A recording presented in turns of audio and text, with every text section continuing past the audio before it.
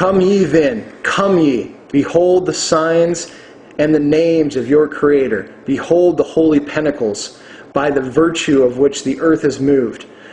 The trees, therefore, and the abyss tremble. Come ye, come ye, come ye. That is the Conjuration. It pretty much covers everything. While we're here, I will also give you the license to depart. Once you have conjured your spirits, questioned them, given them tasks, here is the license to depart. It's very interesting what grandeur is the Conjuration, but the license to depart when you are done, very concise. The license to depart. In the name of Adonai, the eternal and everlasting one, let each of you return unto his place. Be there peace between us and you, and be ready to come when you are called. So it is. That's it. It's amazing. So, some things I need to cover really quickly. There's a lot of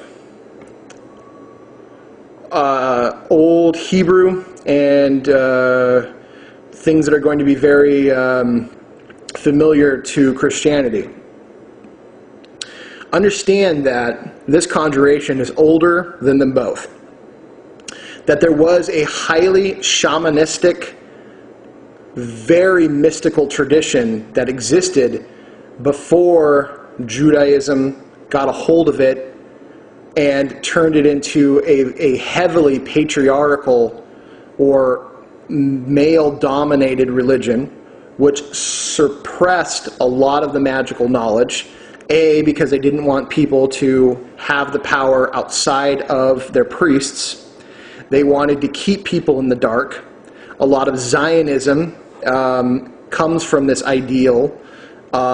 Just read the Talmud and you'll see how much hatred is in that book for anyone who is not supposedly Jewish or a Zionist, I should say. And even in the book, women are treated awfully. So even if you are a Zionist woman, you're still considered a lower class citizen.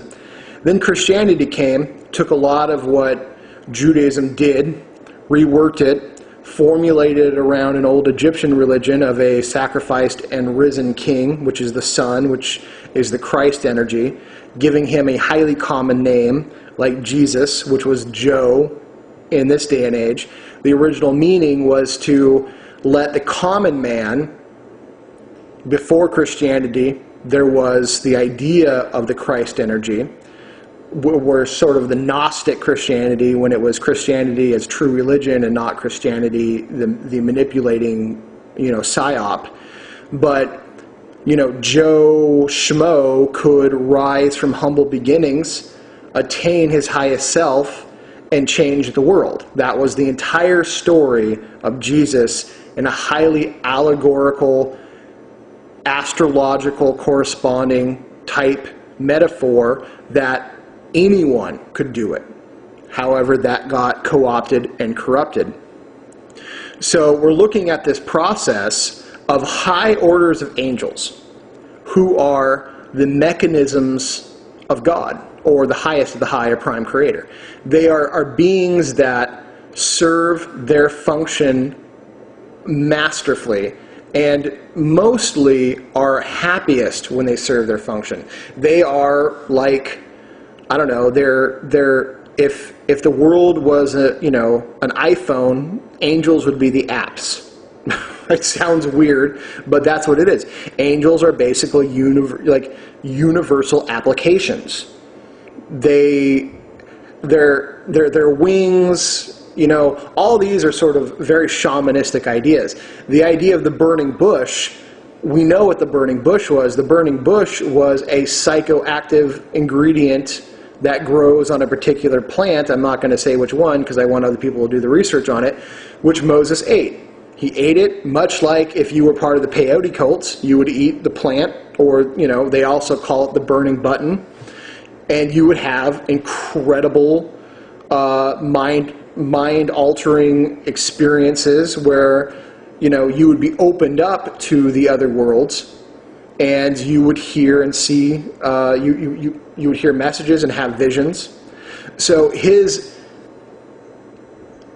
hearing God in the burning bush was he ate the plant in its appropriate fashion to have the experience, and heard the highest of the high speak to him from that.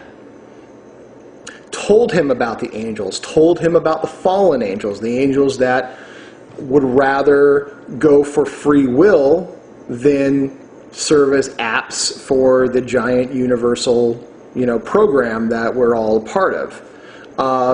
This conjuration does bring in the fact that there are what you would call demons, and demons are just simply very powerful entities that are not angels. That doesn't mean they're evil. That just means that they are powerful, willful, intelligent. Pretty much anything that's not an angel could be considered a demon. But that's not the original word. It was daemon, which just meant powerful spirit. You can see how Christianity has corrupted everything to keep you fearful and to keep you in need of their priests, which have proven to be, for the majority of them, not probably the greatest people.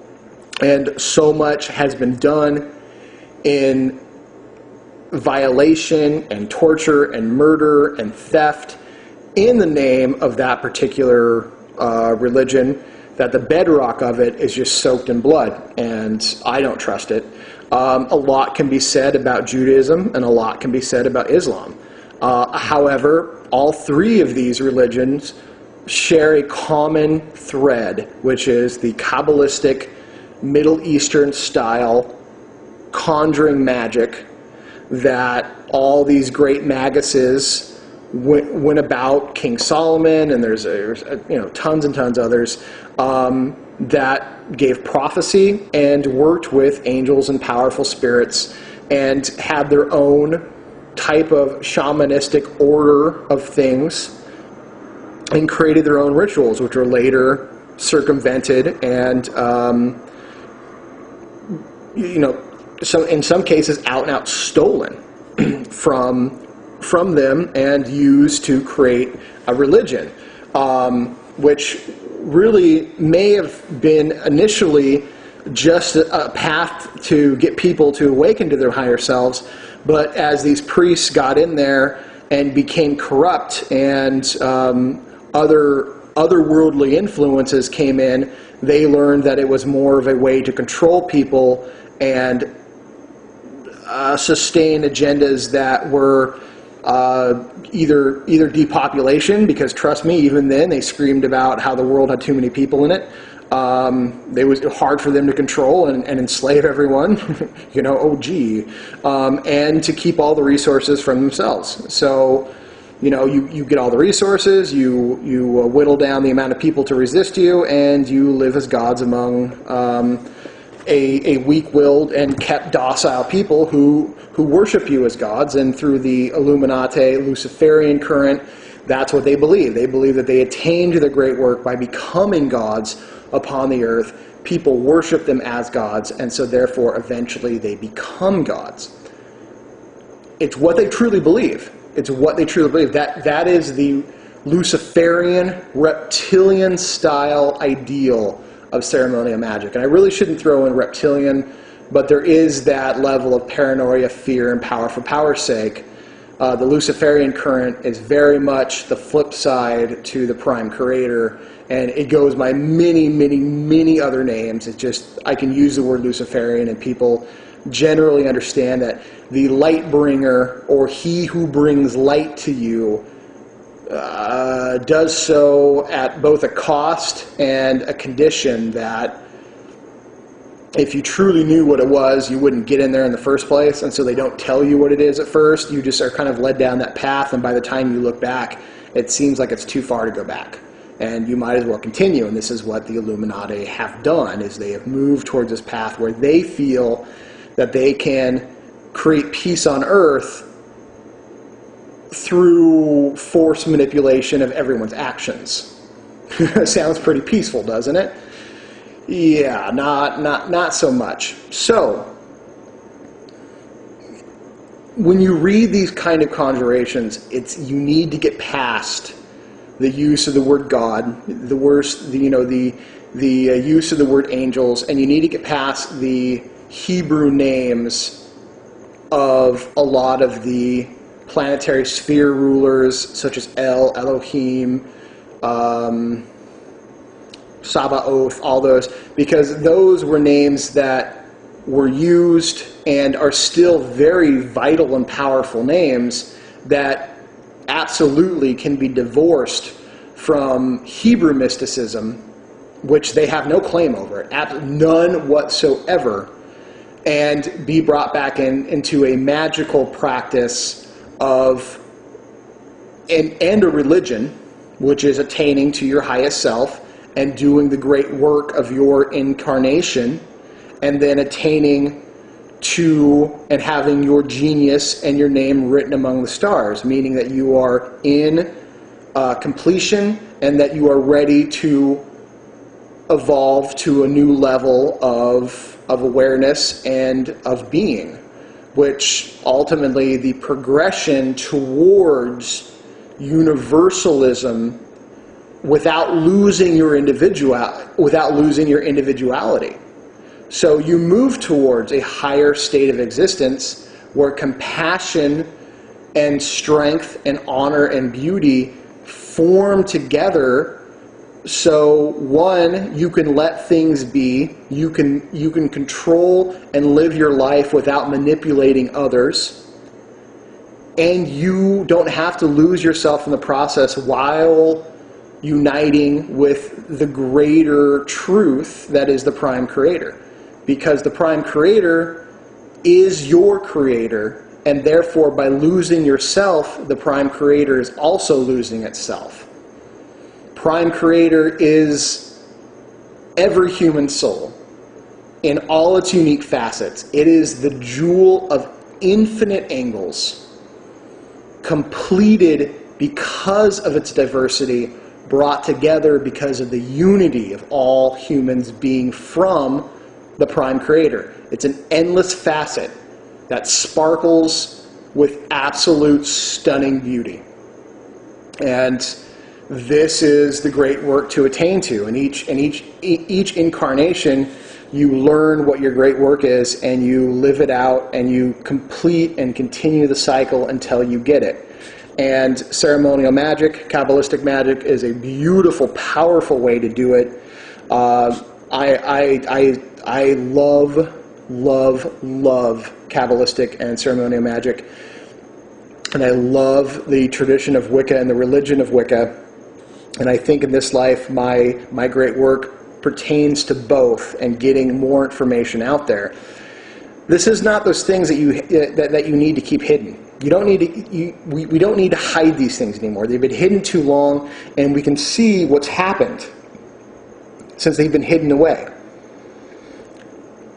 I say it's time. I'm not just going to say we rock the boat. I say we sink the fucking boat, and we release information. And for those of you who are ready, you will find it, and you will use it. And I hope that you find heroes and spirits and deities and people that you can go, wow, okay, this is how they're using it. Let me try my hand at it, and let me see where it fits into my life. And then you benefit from it. And then you share it. And then someone else benefits from it. That's really what it's all about. Truly what it's all about. If attaining to Godhood in the miraculous, infinite facet of Prime Creator is the goal, then it's time everyone has this knowledge. And it's time people get over their fears and their manipulations and the fabricated reality and learn that they are truly divine. And by stepping into the circle and learning to say, it's very hard for me to read that conjuration without reading it in the way that I need to and want to. Stumble over words, words don't look right, words don't feel right, and I don't say certain names. It's just very bizarre for me. But I want others to hear it, and maybe it'll spark some sort of like, wow, that really touched me. what can I do with this? And how can I use this to better me, and by me being better, help everyone else around me? That's the goal. That's part of my great work. See what it fits in your life.